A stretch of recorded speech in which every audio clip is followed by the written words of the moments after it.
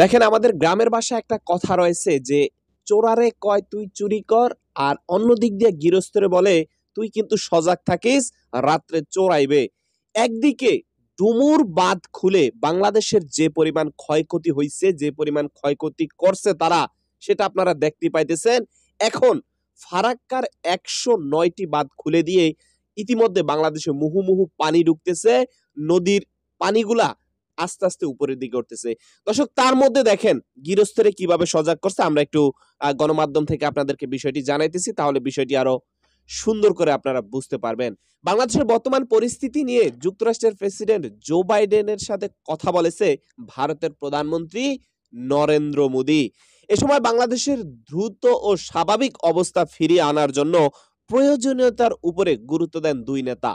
সোমবার মাঝরাতে নিজের এক্স হ্যান্ডেল সাবেক টুইটারে বাইডেনের সঙ্গে ফোনালাপের বিষয়টি নিশ্চিত করেছে নরেন্দ্র মোদী। তিনি লিখেছেন, আজ মার্কিন প্রেসিডেন্ট জো বাইডেনের সঙ্গে ফোনালাপ হয়েছে। এ সময় ইউক্রেনের পরিস্থিতি নিয়ে তারা আলোচনা করেছেন এবং বিভিন্ন বৈশ্বিক বিষয় নিয়ে তারা আলাপ আলোচনা করেছেন।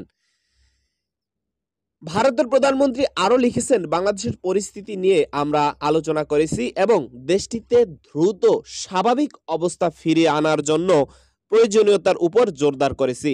পাশাপাশি বাংলাদেশের সংখ্যালঘুদের উপর অর্থাৎ হিন্দু সম্প্রদায়ের উপর নিরাপত্তা নিশ্চিত করার জন্য বিষয়টি নিয়েও তারা সেখানে আলোচনা করেছে।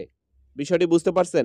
পানি ছেড়ে দিছে সে, আবার পানি ছাইরেই সে আবার উপরের নেতার সাথে ফোন আলাপ করতেছে যে বাংলাদেশের অবস্থা স্বাভাবিক জায়গায় ফিরিয়ে আনতে হবে, স্বাভাবিক অবস্থায় আনতে হবে। এই হচ্ছে তাদের অবস্থা, যে তুই এন্দা চুরি কর আর ওইন্দা বলে যে তুই সজাগ থাকিস। তো এই হচ্ছে মূল বিষয়। তো সম্মানিত দর্শক ভাইরা, এই হচ্ছে টোটাল বিষয়। তো আজকের ভিডিওটি এখানে শেষ করতে চাই। দেখা হবে নতুন অন্য কোনো ভিডিওতে। সবাই ভালো থাকবেন।